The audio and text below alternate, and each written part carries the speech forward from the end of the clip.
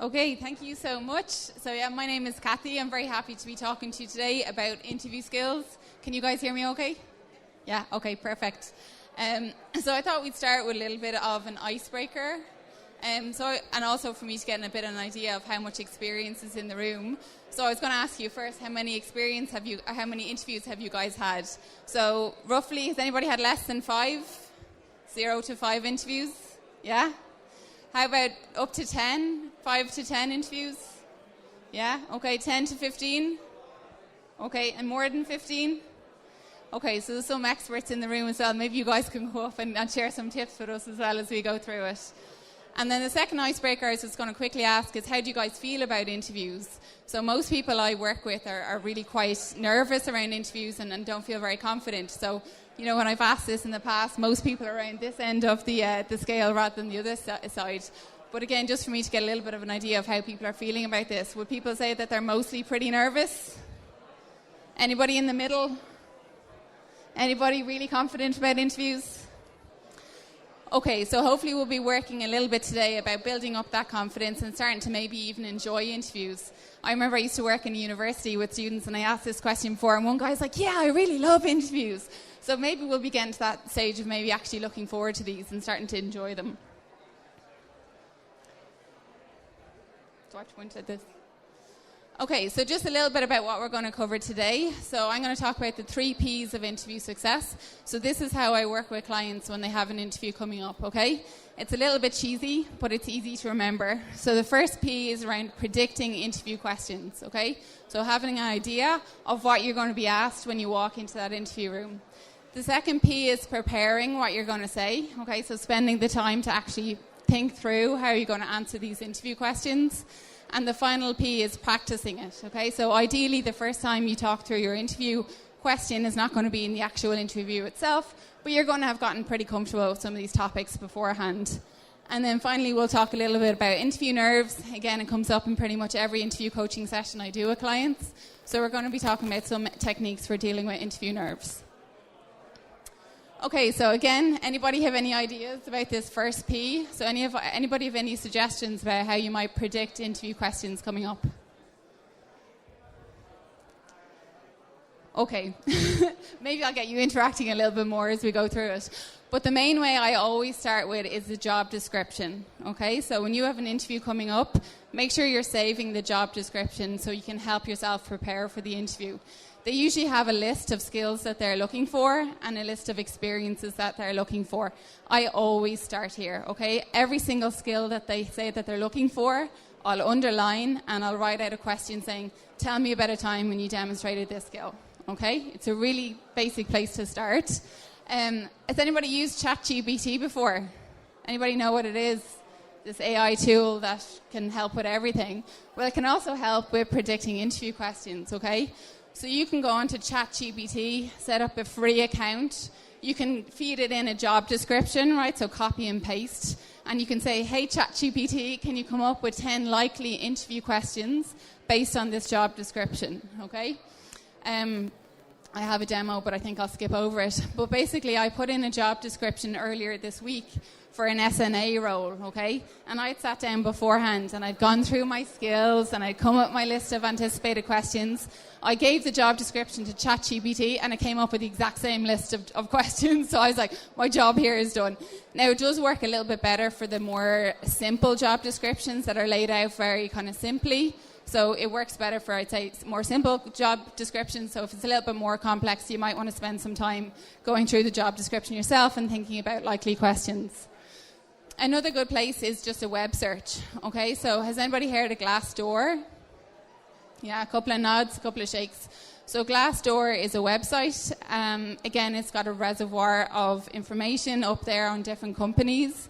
Again, you can set up a free account. I think they ask you to put in some information about one company you've worked for or one interview you've done in the past.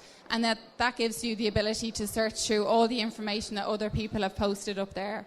Again, it probably works best for bigger companies, so they'll have more reviews up there, say. But you can look at and see what other people have gotten asked in the past, okay?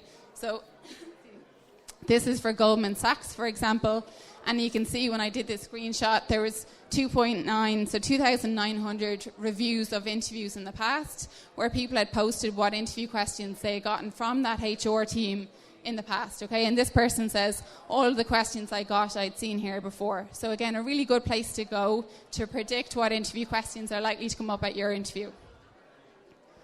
I also just like Googling common interview questions. I think it's a good source for inspiration. And sometimes people really worry about difficult interview questions as well. I think it'd be useful to go through some lists of these difficult interview questions to kind of conquer that fear a little bit and start thinking about how maybe you would handle those questions if it came up in your interview. I think another good tip is to be aware of the types of interview questions that are likely to come up. Okay, so it's very common to get like a background question at the start of your interview, which might be something like, tell me about yourself, okay? I remember the first time I got asked that question as an 18-year-old, I totally did an awful answer because I hadn't prepared it, right? It can be quite difficult to answer if you haven't got a structure on that question. But tell me about yourself is a really common interview opener. Same is tell me about your relevant education and experience. Personally, I answer both of those questions the same way, but really good to be prepared for that question. It's really likely to come up. Other kinds of interview questions that come up are motivational interview questions. So, for example, why do you want to work here? Why do you want this job? Again, if you can't answer that interview question, it's going to go really badly for you, right? Why do you want that job? I don't know. So really good to have a strong answer prepared for that question as well. Competency questions are really common. So remember I talked about going through that job description and underlining all the skills that they're looking for. For example, let's say that they're looking for team working skills. You might get a question, tell me about a time when you worked well as part of a team. Okay, that's a competency-based question. And then another kind of common type of question is those questions at the end of the interview. So you might get a question, do you have any questions for us? Again, good to have one or two pretty strong questions prepared for that. You might also get questions around salary expectations, your notice period, and so on. Your CV and your application and your cover letter are also good sources of kind of predicting interview questions. I had an interview before where the person just had my CV in front of them and said, tell me a bit more about this experience, tell me a bit more about that. So good to be really quite familiar with the application materials that you've sent in as well. I recommend that people keep a copy of all the application materials they're sending in for different jobs. So if you did get called for interview, you can just have a look back and know what they're looking at when you walk into the room, okay? Company website, another good source. Often big companies in particular will have this whole fancy website where they have their mission statement and their values. If they have a set of values, again, you might get questions around that. Okay, so they might have values like, for example, teamwork, collaboration, transparency, and you might get questions about when you demonstrated those values yourself in the past. Okay? Oh yeah, and then finally, ask your network. So if you know people working in the company that have done an interview there recently, ask them about the interview process. Yeah, ask them about what interview questions they got or what recommendations they'd have for you in terms of preparing. Okay, really good source of information. Okay, when it comes to preparing interview questions, I'm a big fan of writing it out, actually typing it out, I should say. So I open a Word document if I have a job interview coming up. That's what I recommend other people do. And they have their list of predicted interview questions already typed up, okay? And then under each interview question, you basically type out a structure for your answer, okay? I don't recommend that people learn it off by heart because you don't want to sound like a robot when you go into that interview. But it's good to have done that work beforehand and to have thought about how you might flesh out that answer. You might need to do some research in advance, especially if they're asking questions, say, around commercial awareness. So you might need to do a little bit of research before you do that. And another useful framework just to be aware of is the STAR framework. Have you guys heard of it before? Some nods, some shakes. So the STAR framework is really useful to be aware of when you're preparing competency questions, right? So these are these questions. Tell me about a time when you demonstrated strong team working skills. The STAR framework is a really nice way of answering those questions. And the STAR is an acronym, okay? So the S stands for situation, the T stands for task, the A stands for the actions you took, and the R stands for a result. So it's a really nice way to structure your answer to those competency-based questions. A couple of extra tips here. Spend 70% or so of your answer on the action part of this answer, okay? So you want to be spending most of the time talking about what you did that demonstrated that competency. You want to be using I, okay? So you want to make sure what you did personally in achieving that goal, okay? People often struggle a bit on these answers, and what I often recommend people do as well is they sit down with a piece of paper and they literally write out what that competency means. What does somebody who communicates well, what do they do? What actions do they take to enable them to communicate effectively? And how can you then build them into your own response? Okay?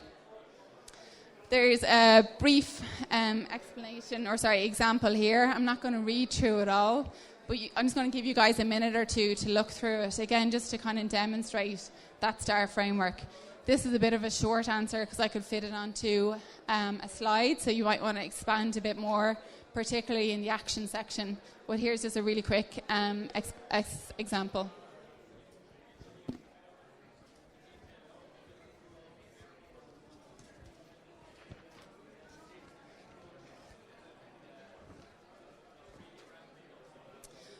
One of the reasons also I like the idea of having a Microsoft Word document or whatever editing document you use is that you can come back and iterate on your answer, okay?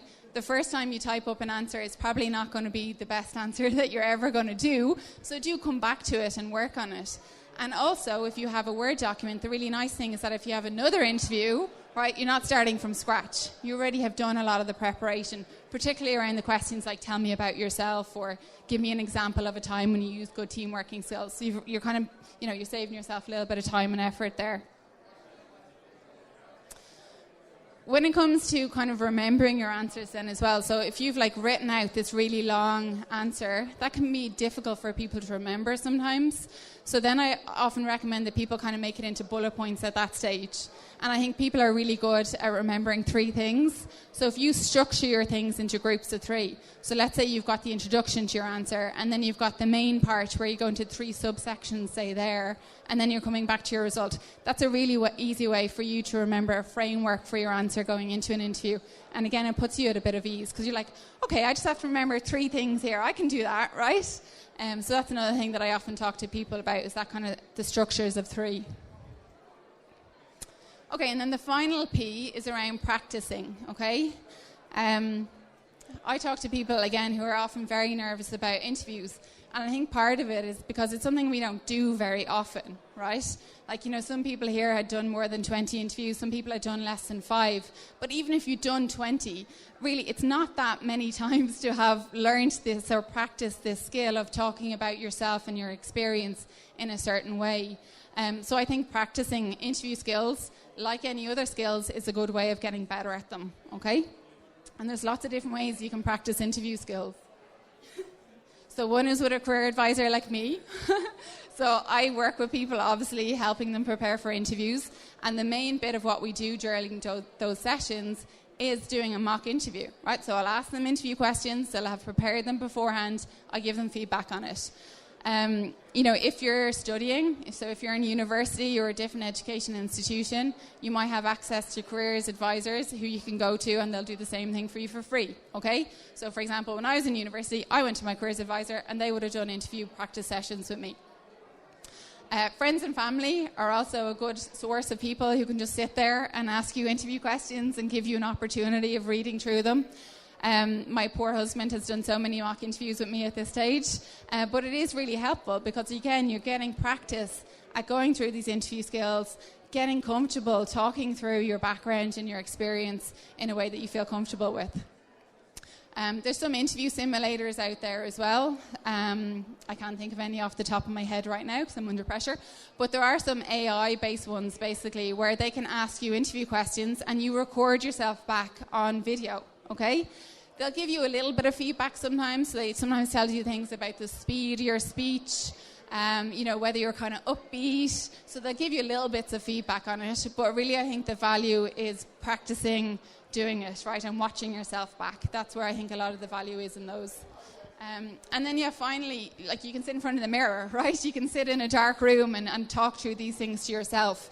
You can hit record on your laptop, on your video recorder, and again watch yourself back. That's something that I've done sometimes for myself in the past, and you kind of notice your own mannerisms, you notice if you talk too much, you notice if you say the same kind of words a lot of the time. So that can be a useful thing to do as well, particularly if your friends and family are sick of going through mock interviews with you. Okay, and the final thing we're going to talk a little bit about is how to deal with interview nerves. So again, does anybody have any suggestions, any ways that they deal with interview nerves if they have an interview coming up? Anything you do?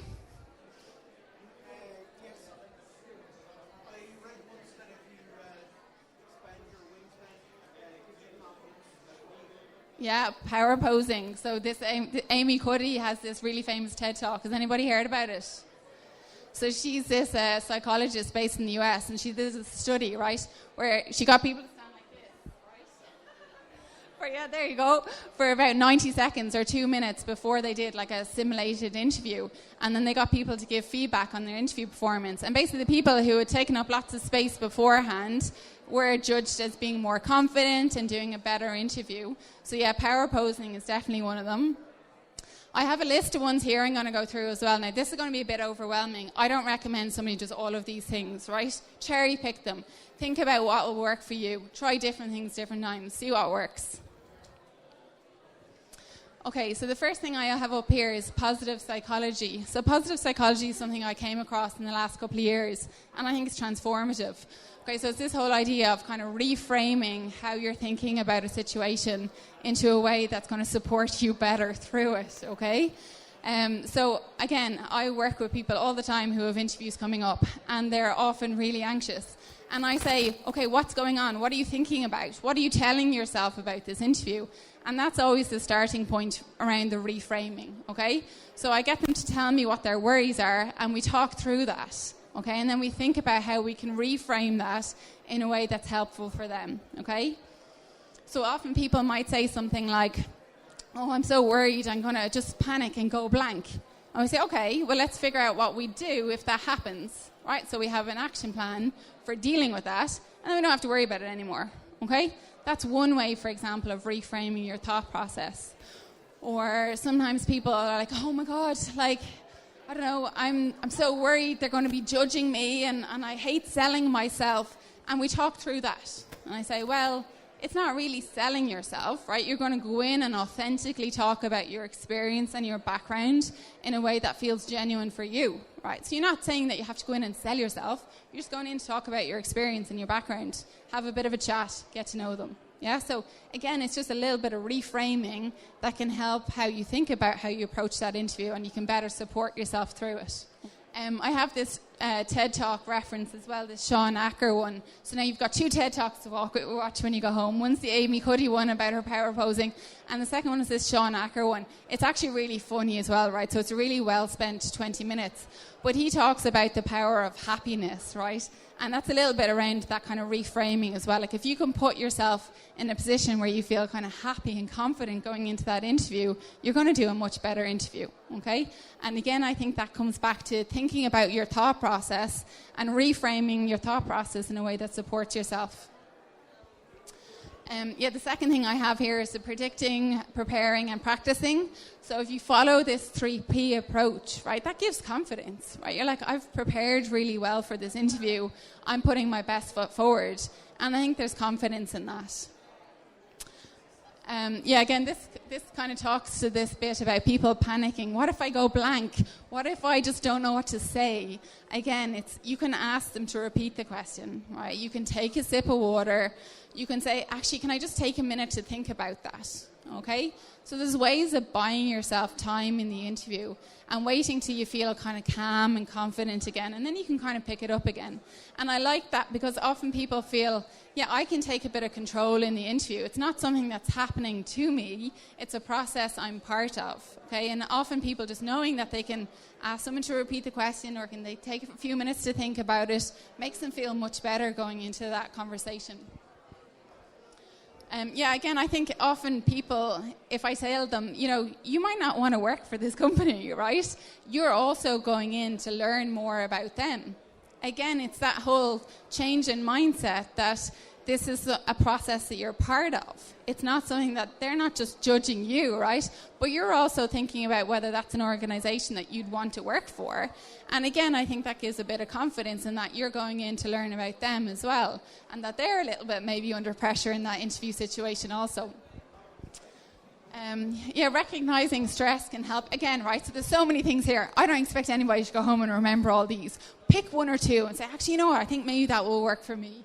But this thing around recognising stress can help your performance. I think, again, it's a really nice way of changing your mindset. Everybody is a bit stressed and anxious about interviews, right? But that little bit of stress and that little bit of anxiety is what means you're all sitting here. You're all learning about how to prepare for interviews. It's what's going to make you go home and think about what questions might come up, how you might answer them. So that stress in itself is actually helping your interview performance in one way as well. Okay? So it can be something that you embrace too. Yeah, have a treat plan for afterwards. So I did my first radio interview last year, right? And I'm the sort of person who gets nervous about interviews. I get anxious about these things. I was a bit worried about this first radio interview I'd ever done. And I said, okay, at the end of this, I'm going to have a lovely takeaway. I'm going to have a glass of wine. So it became something that I was actually looking forward to, right? And again, it's a little bit around that reframing and how you can be, it's something that maybe you're actually looking forward to. And that change in that mindset can change how you approach it, can change how you feel in the days and the hours running up to your interview as well. Yeah, visualise the supporters behind you. Again, this is for people who are into their visualisation and who have that good imagination. Imagine your parents or your partner or your kids or your neighbours, whoever it is, almost standing behind you, supporting for you, right? We all have supporters who are there for us, and kind of thinking about them behind us and their support, again, can help support you a little bit in that interview environment. Yeah, thinking of the interviews as being like a supportive friend. In my experience, I've done loads of interviews, right? I've done probably close to 50 at this stage. In my experience, interviewers are really nice, right? They're trying to support you. They want to get the best out of you in that interview, yeah?